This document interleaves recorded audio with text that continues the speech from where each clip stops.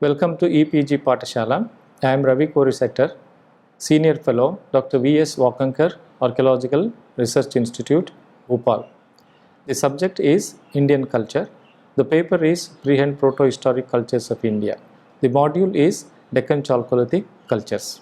The Deccan Chalcolithic cultures cover a time period from 2200 to 700 BCE. And the region covered by the Deccan Chalcolithic is the region of the Tapi Valley in the north and the Upper Krishna Basin in the south. For the south of the Upper Krishna, we have yet another culture geographic area known as Southern Neolithic Province. And to the north of Deccan Chalcolithic geographical area, we have Central and Western Indian Chalcolithic Province. Throughout the second millennium BCE, smaller scale regional cultures sprang up in the Indian subcontinent. In the present day states of Maharashtra, the distinctive Nasik Jorwe culture emerged.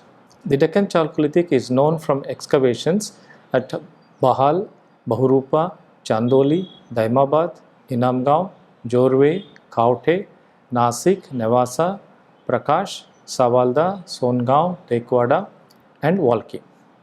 However, the more recent excavations are usually considered to provide the most thorough and accurate picture of the period, and those will be the focus of this particular presentation.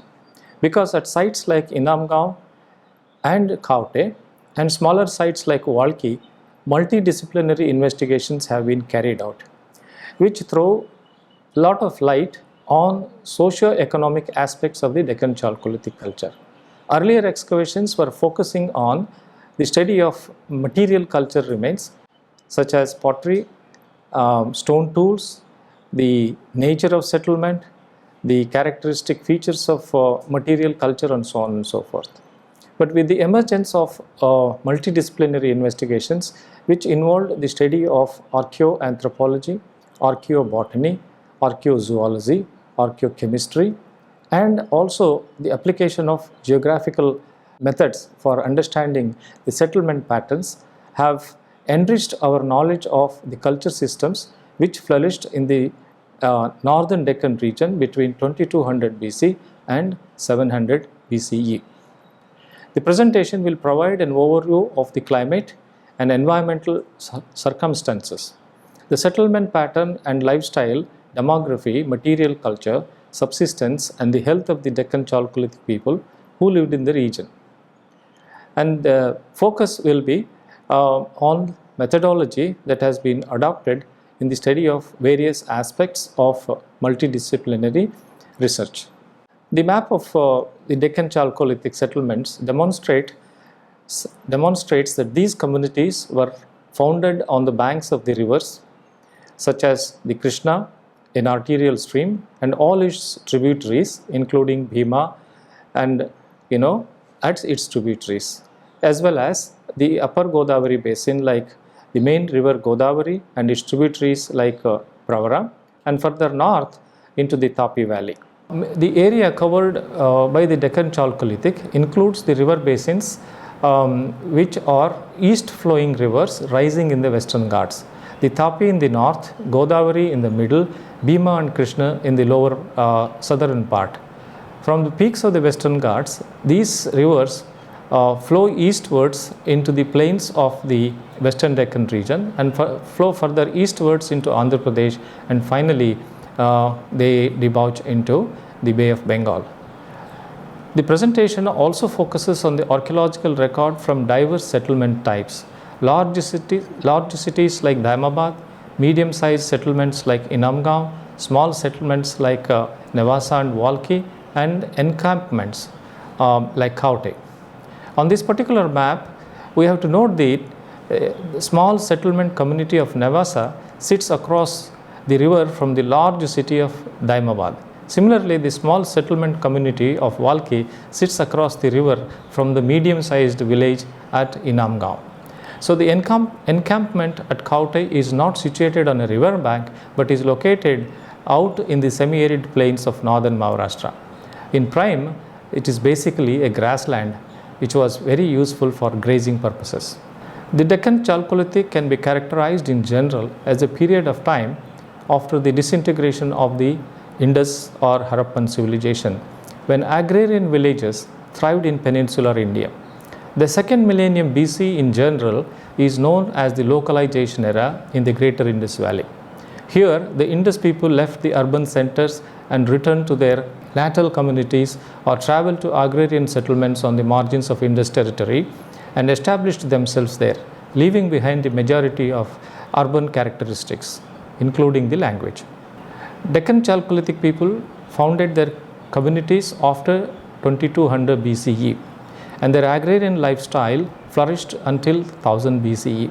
When these villages went through a period of decline, archaeologists divide this period into 5 phases.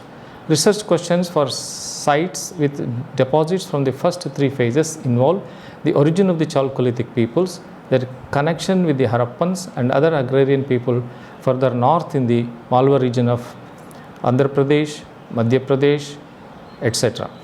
Research questions in the early and late Jorwe phases usually focus on questions about climate and social changes, subsistence transition, and the decline in the size of human settlements, particularly because the early Jorwe was characterized as relatively prosperous by archaeologists. And what we see here is 5 phase included in Deccan Chalcolithic, begins from the Savalda period, late Harappan period, Malwa phase, early Jorwe phase, and late Jorwe phase. This is well documented from one of the multicultural sites, that is Daimabad, which is located on the river Pravara in the Godavari basin. This picture symbolizes some of the major shifts that occurred from early to late Jorwe at the site of Inamgaon. We see the Deccan Chalcolithic ending around 1000 BCE at most of the sites in the northern Deccan. The early Jorwe having been characterized by farming, cattle raising, large rectangular houses, and craft production focused on bead making and fine ceramics. Most settlements were abandoned at the end of this phase. Archaeologists have suggested the ultimate cause of these so-called changes was because of climate change. However, this is in dispute. First, because it is unclear that there was a dramatic climate change around 1000 BCE. Paleoclimate evidence suggests that semi-arid period commenced around 2200 BCE and continued until the end of the first millennium BCE. So aridity may actually have peaked around 1400 BCE, right when the early Jorwe began. These data suggest that Deccan Chalcolithic people founded these villages in the context of a semi-arid climate, were well adapted to life in a semi-arid climate, and it is unclear how much climate and environmental degradation, particularly soil salinization and so on, have resulted from over-irrigation. Deccan Chalcolithic people may have abandoned their villages, not because of large-scale climate change, but rather because of small-scale human-induced environmental changes. Let us take a closer look at some of the evidence from specific Deccan Chalcolithic settlements, beginning with Daimabad. Daimabad is located in the Godavari river valley of northern Maharashtra. The archaeological mound sits 120 meters north of the Pravara riverbed. The western portion of the site was disturbed by construction of a railway line and agricultural fields to the north of the mound. So its original geographic extent is not well documented. But at the same time, first excavations in 1958-59, the site covered 1000 into 500 meters area. And this site was first excavated by S.A. Ali of the Archaeological Survey of India. The archaeological deposits are up to about 5 meters deep from the surface of the floodplain. 3 seasons of excavations took place at the site, and the trenches excavated during each season are depicted in the above map. Daimabad was occupied for all 5 phases of Deccan Chalcolithic. The uppermost 2 meters of deposits were from the early Jorwe phase, followed by 80 centimeters of deposit from the Malwa phase, which has a time bracket of 1600 to 1400 BCE. 80 centimeters of deposit from the Daimabad phase dating in time from 1800 to 1600 BCE. 50 centimeters of deposits from the late Harappan phase, that is 1800 to 1600 BCE, and 20 to 30 centimeters from the Savalda phase dating back to 2200 to 1800 BCE.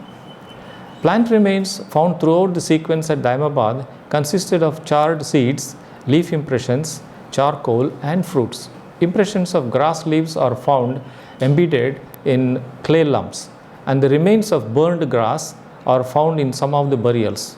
Carbonized grains included barley, wheat, millet, rice, gram, lentils, beans, peas, bear, among other trees used today for making henna, feeding silkworms, and for medicinal purposes. Structures exposed at Daimabad were classified according to their inferred function or the occupant's occupation.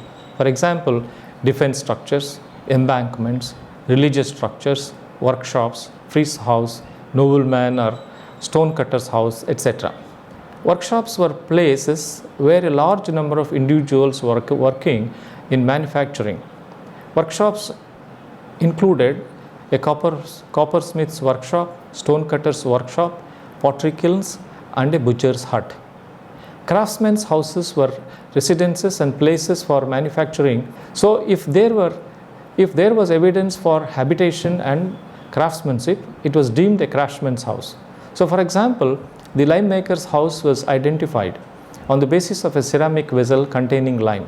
Bead makers' homes were inferred from the presence of unfinished beads within the residence. Carpenters' houses were inferred from the presence of drills. Potters' houses were recognized by the presence of places to store unfinished parts. A merchant community was identified by the presence of seals and scales. A coppersmith's place was identified by the presence of a lump of copper slag, and so on. Houses were identified as residences where there was no evidence as to specific occupation of the inhabitant. Religious structures were identified by their unusual spherical shape and the presence of a fire pit containing charred bones and seeds, thought to represent sacrificial activity. Some of these structures contained figurines that were deemed goddesses or goddess figurines. Round structures that did not contain evidence of a fire altar were deemed storage silos or places for storing surplus grains and so on. These contained features designed to raise storage bins above the ground. They often contained large storage jars, and they often contained burials as well. Distinctive house types have been identified based on documentation of variety of remains from each of the houses that were excavated. So for example, identification of a bead maker's house was made on the basis of occurrence of waste products emerging from lapidary activity.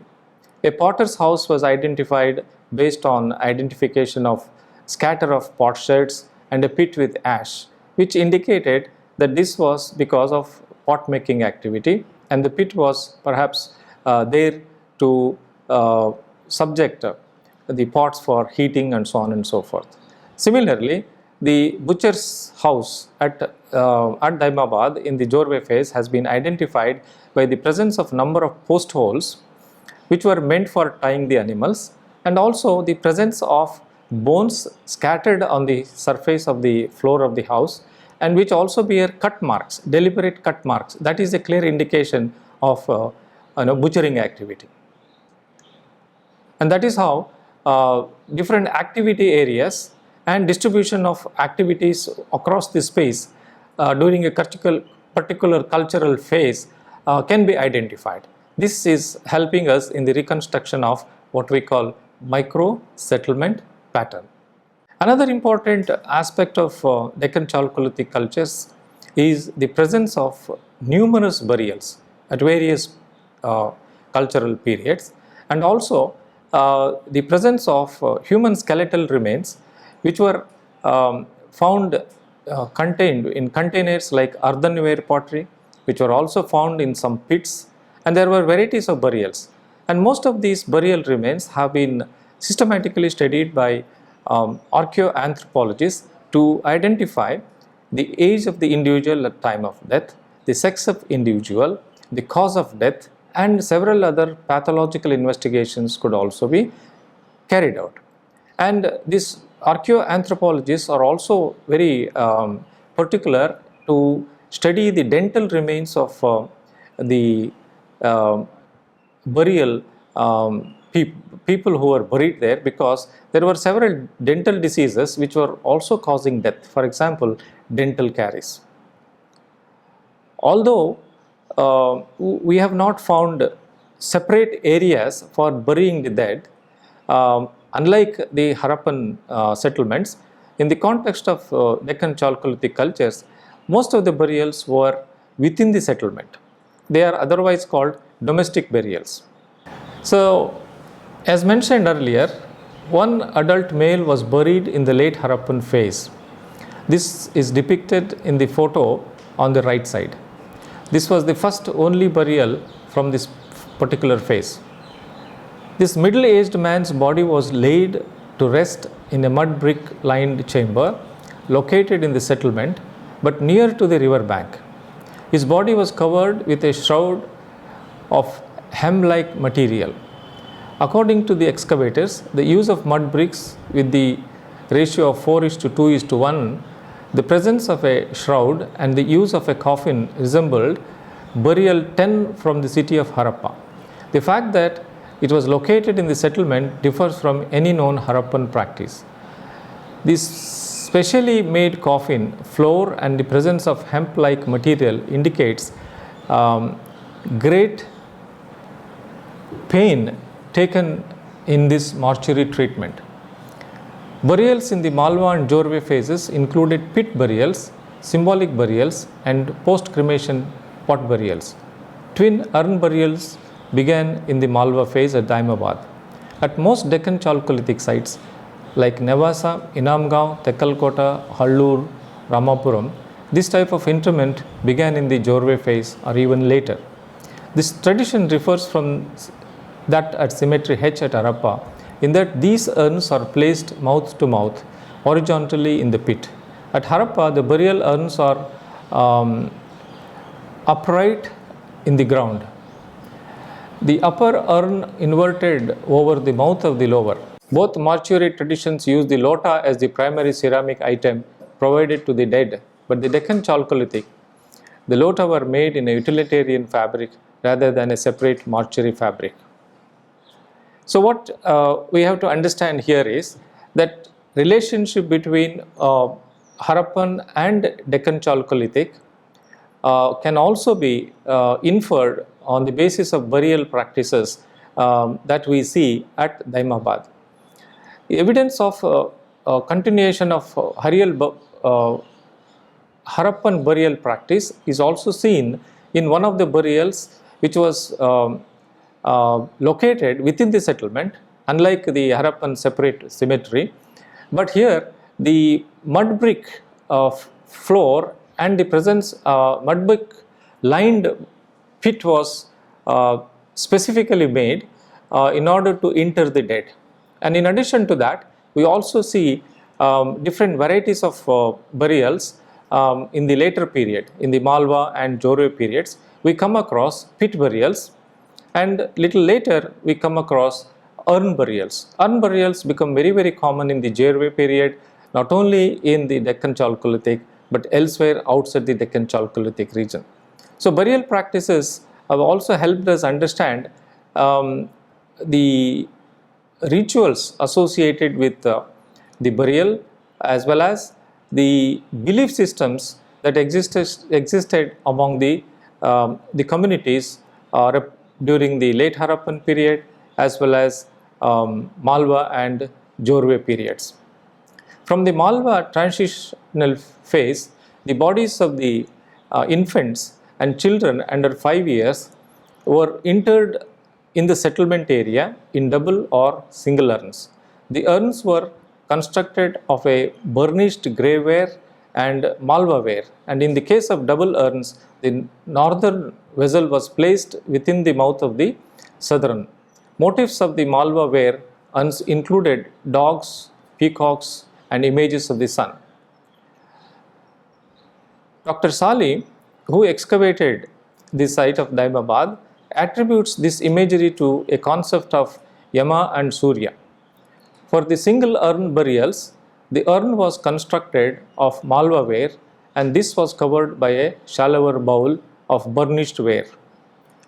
Now what we understand here is that the utilitarian pottery were made separately in comparison with the pottery which were deliberately made for burying the dead.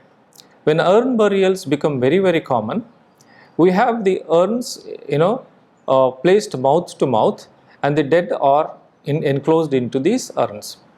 And the larger urn is placed towards north and the smaller urn is placed towards the south. In addition to this, the pottery associated with burial also have distinctive decorations on the surface, outer surface. And then these urns were also accompanied by smaller pottery as burial goods. Now, ceramic styles are the ones which have helped us identify distinctive cultural phases at multicultural settlements which have a long culture history. Painted pottery was the foundation for identifying different time periods and establishing the culture history at Daimabad. The ceramics from each time period differ in regard to the manufacturing process and the style of decoration. Burnished grey ware was found in all the phases represented at the site. This coarse ceramic was made on a wheel and then burnished in a low temperature firing. The colors represented are grey, blotchy grey, drab and black. The ceramic was used to make bowls, cup on stand, lota and kunda, a globular vase used in mortuary ritual. Some of these forms also included lids.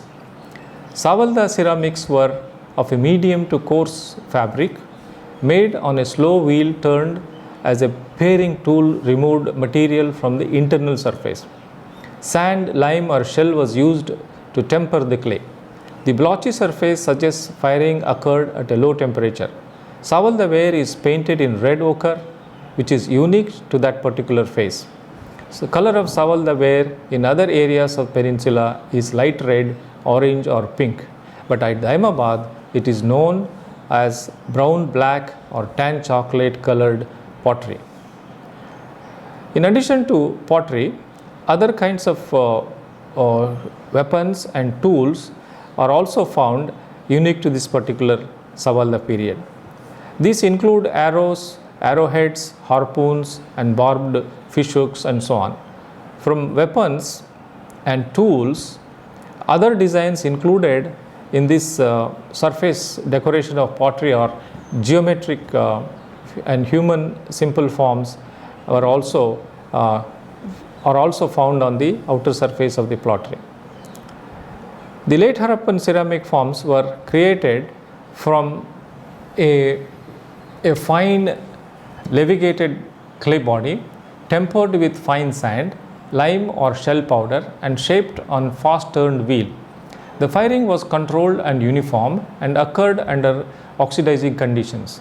The late Harappan red ware is sturdier and finer than all of the other wares represented at Daimabad.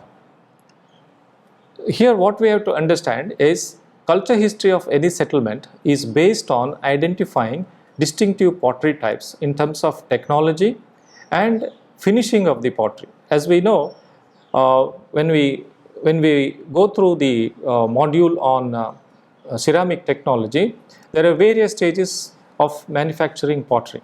So understanding these stages of manufacturing pottery from distinctive cultural periods has helped in identifying typical characteristics of the ware belonging to Savalda period, belonging to late Harappan period, belonging to Malwa period, early Jorwe period and late Jorwe period. Now here also the technical aspects of pottery have helped in understanding the manner in which the clays were molded or clays were given form and then subject to firing. firing at low temperatures, firing at higher temperatures, and then use of wheel, slow turned wheel and fast turned wheel. All these can be seen from the pottery belonging to distinctive cultural periods like Savalda in the early stages, followed by late Harappan, Malwa period, early Jorwe and late Jorwe, and so on. Now their widespread distribution is also seen across a large number of sites distributed in the Deccan region. After understanding distinctive types of pottery and the fact that different varieties of pots were manufactured for different purposes, let us now look at other artifacts that we have recovered from distinctive Chalcolithic phases at Daimabad. For example, on the top left hand corner of this particular slide, we have displayed series of blade tools. Now these blades were very important component of material culture in the Chalcolithic cultures of Deccan, and these blades were made from varieties of stones such as jasper, agate, chalcedony, quartz and so on and so forth. And this raw material for these particular blade tools were locally available in the region, and they made the best use of this cryptocrystalline silica material for making blade tools. In addition to that, we also have larger stone artifacts which also could be classified as ritual objects. For example, the one in the middle on the top row is looks like a phallic symbol, and to its right we have a very good example of copper known to these Chalcolithic people in this area. It's an excellent example of a bangle. Further below this particular bangle, we have the most well-known example of a bronze sculpture of a cattle, which was actually a ceremonial object that has been ascribed to the survival of Harappan bronze technology in the Deccan Chalcolithic. To the bottom left-hand corner, we have very good example of the existence of bead manufacturing activity. Like I mentioned on earlier occasions, that there are houses which were meant for manufacturing stone beads, and the house of bead makers have also been identified. Here we have excellent examples of varieties of beads, biconical beads, barrel beads, spherical beads and so on, made from semi-precious stones that also occur in the region of the Deccan Chalcolithic. Now we discussed about the importance of archaeoanthropological investigations at a number of these Chalcolithic sites in the Deccan. Here this slide clearly shows the remains of human skeletal remains. Only 45 of the skeletons excavated from Daimabad are available for study. Of those, there are 13 infants that died at or around the time of birth. There are 8 infants who died in the first 6 months of life, and 8 who died around 1 year of age, and 9 children who died between 18 months and 5 years. What this actually tells us is that infant mortality in the Deccan Chalcolithic was much higher, and archaeoanthropologists help us understand what were the factors that led to higher incidence of infant mortality. Now, another important site representing Deccan Chalcolithic culture is Nevasa. This was the first site discovered by H.D. Sankalia in the 1950s, and it was also excavated. That was the time when multidisciplinary investigations were not employed for understanding or reconstructing culture history of the Deccan Chalcolithic. But Nevasa was one of the early Deccan Chalcolithic sites which revealed the multicultural nature of the culture history in this region. The site is situated on the river Pravara, a tributary of the Godavari river, and this is lying upstream of the larger city of Daimabad in the same river valley. This site was repeatedly occupied throughout the late Pleistocene and Holocene. What it means is that we have evidence for Paleolithic as well as Mesolithic human activity in the area, with the deposits spanning from Acheulean through historical periods. But here we focus only on Chalcolithic deposits.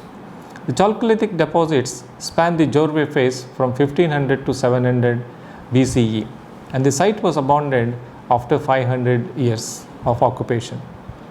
Nevasa was settled in the Jorwe phase by a small population of approximately 500 people. They lived in small mud houses with wooden posts and floors constructed of rammed clay mixed with lime and hay. Only a small area was excavated, but the houses in that area were small and round, approximately 50 square feet in size. So unlike Daimabad, what we have here is that the settlement of the Chalcolithic phase was much smaller in area. Also, this was dependent on the area excavated. But here what we have seen is that the Chalcolithic settlement here begins from early Jorwe period. Now we come to the when we come to the site of Nevasa, we see that the settlement was not as large as the settlement at Daimabad, and it is clear that the people of Nevasa made very fine ceramics, and they did not use copper extensively, but copper objects like blades, hooks, chisels and poker rods and wire were found in the site, along with beads of locally obtained crafted steatite, agate and terracotta objects included hubbles, wheels, etc. The people of Nevasa may have relied heavily on beef and pork for the subsistence, though some floral remains were also recovered at the site. The site was small, with a population of about 500 people at the height of the Jorwe phase, and thus may consider it to have been a satellite settlement of Daimabad and comprised of craftsmen or other communities that provided support for the larger settlement of Daimabad. Now the excavation carried out both at Daimabad and earlier at Jorwe have now led to establishing some kind of relationship between Daimabad and Jorwe. Jorwe, the characteristic material that have been recovered from the Jorwe phase at Nevasa reveal that perhaps this was a satellite settlement of the larger Daimabad, and these settlements also revealed the existence of lapidary activity, pottery making activity, terracotta making activity, and so on and so forth. And the beads were definitely made from locally occurring semi-precious stones, and the blade tools were made from agate and jasper and so on and so forth. And distinctive occurrence of steatite beads has also been noted at Jorwe. Similar to the type of burials we found at Daimabad in the Jorwe phase, even at Nevasa we have very good examples of urn burials. So the large urns which were specifically made for burying the dead were placed mouth to mouth, and then the pots were buried in a pit. One of the young adult females suffered from dental caries and broken shoulder, and trauma that may have resulted from an accidental injury led to the death. One of the young adult females suffered from chronic maxillary sinus infection, which was recorded as a large cyst in her maxillary sinus. What this helps us understand is pathological studies carried out by archaeoanthropologists help us identify the cause of death at the time, age of the death, and so on and so forth. Now, the diseases suffered by the Chalcolithic population has been inferred through archaeoanthropological study. Understanding the varieties of diseases that afflicted the population is an important aspect of archaeoanthropology. And as I mentioned earlier, existence of dental caries, which is a fatal disease, has been recognized through archaeoanthropological study of skeletal remains excavated from burials at Jorwe and also Daimabad. Now, another major excavation that has been carried out relating to Deccan Chalcolithic is the site of Inamgaon. This is further south of the Pravara basin. It is located on the God River, a tributary of the Bhima, in Ahmednagar district of Maharashtra. A medium-sized settlement and distinctively a Chalcolithic settlement, and settlement is relatively larger than Nevasa, while we were able to infer about 500 people being inhabitants at Nevasa. Here the site of Inamgaon reveals the presence of more than 1,000 people during the early Jorwe period, which lasted from 1500 to 1000 BCE. The site consists of about 5 mounds, but excavations were primarily carried out on only one mound. Inamgaon was investigated thoroughly in regard to its environment, settlement patterns, subsistence, and human environmental interactions. That's one reason we have more or less holistic reconstruction of the life phase of the Chalcolithic people who lived in the Deccan region. And the investigations relating to agricultural crops that were cultivated by the Deccan Chalcolithic people has thrown adequate light on various types of crops which were native to this land as well as crops which were introduced into this area. We have wide varieties of crops which were cultivated. We also have evidence of structures that might have facilitated small-scale irrigation agriculture in this area.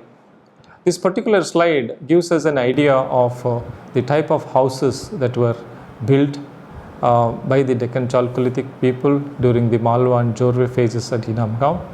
We do not have any evidence of mud brick making activity, while we have some examples at Daimabad which were specifically seen in the context of burials, indicating some continuity of Harappan tradition. Here at Inamgaon, we have no evidence of brick structures at all. Inamgaon was initially settled in the Malwa period. Of 32 houses excavated from that time period between 1600 and 1400 BCE, 28 were large rectangular dwellings, 1 was circular and 3 were pit dwellings. So here we have yet another variety of houses that were in use. The existence of pit burials, which is not commonly seen elsewhere, is very well documented at Inamgaon. These houses were distinguished by their paved floors. So the houses were paved with mud, lime and so on and so forth. The roofs were made of local grasses and reeds. And then even at Inamgaon, the micro-settlement pattern has been reconstructed based on spatial expansion of the mound which was subjected to excavation over a long period of time. The culture history here begins from Malwa phase and ends with late Jorwe phase. Early Jorwe houses at Inamgaon were also rectangular in plan, but were on an average slightly smaller at 15 square meters. The 33 houses were excavated from this period and they were largely the same as Malwa houses. 30 were rectangular and 3 were circular. One house had a drainage ditch running through the courtyard, which seems to have accomplished draining runoff from the roof. Floors were now plastered with mud and lime, but cow dung was also mixed in. Grain storage was similar to the Malwa phase. In pit silos, wicker and large legged ceramic jars on day platforms, incense burners are found in houses from this phase. So this slide clearly shows the plan of the houses, rectangular houses and occasional circular houses. Between early and late Jorwe at Inamgaon, there is a transition from almost exclusively large rectangular houses to a predominance of small rounded houses. The archaeologists excavated 16 houses in the late Jorwe phase during the period from 1000 to 700 BCE.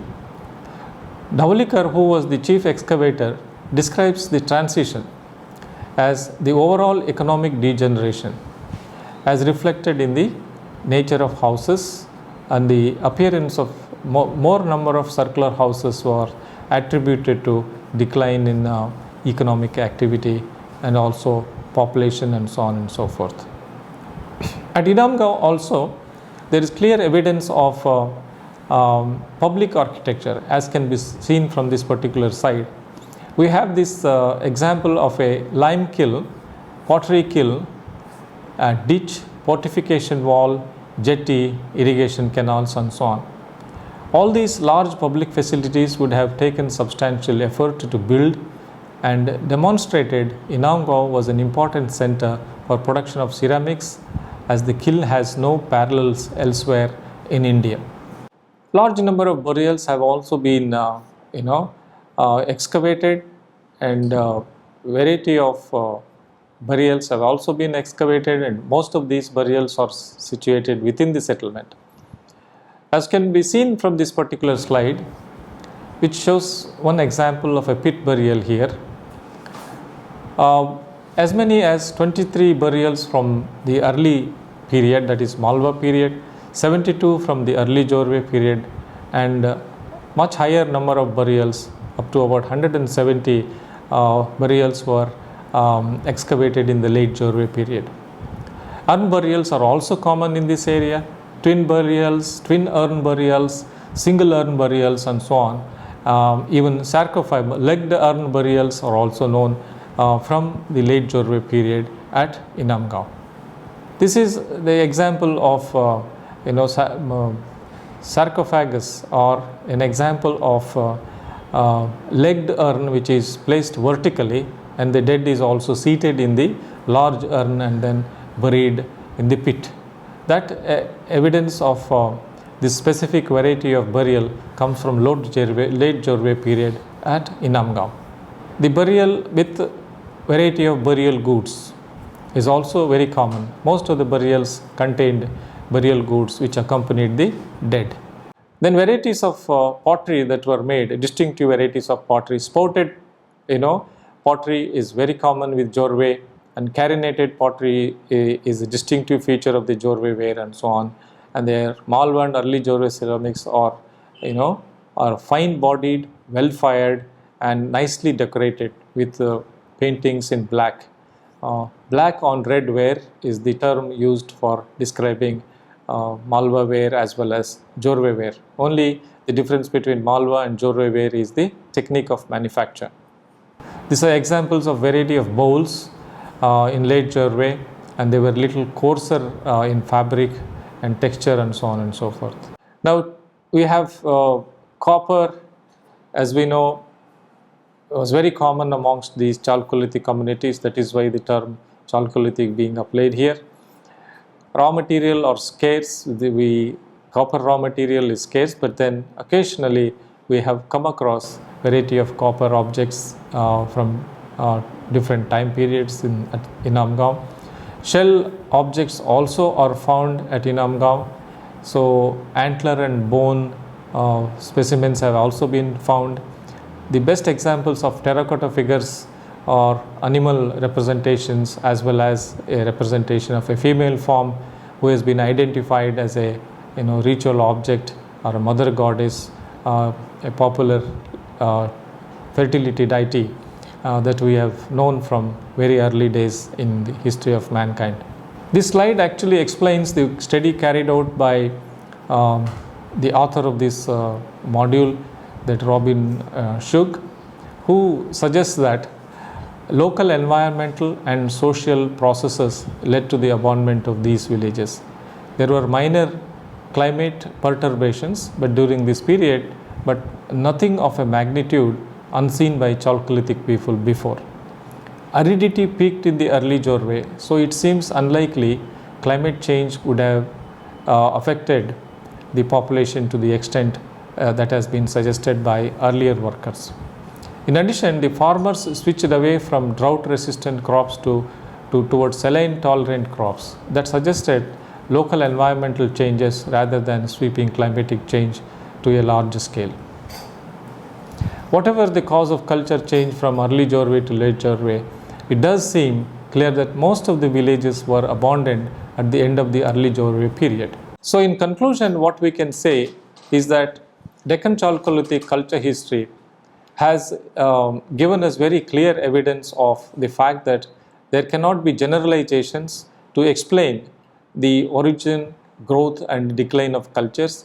There may be multiple reasons for the events that have occurred in the past, particularly in the context of Chalcolithic cultures of the Deccan.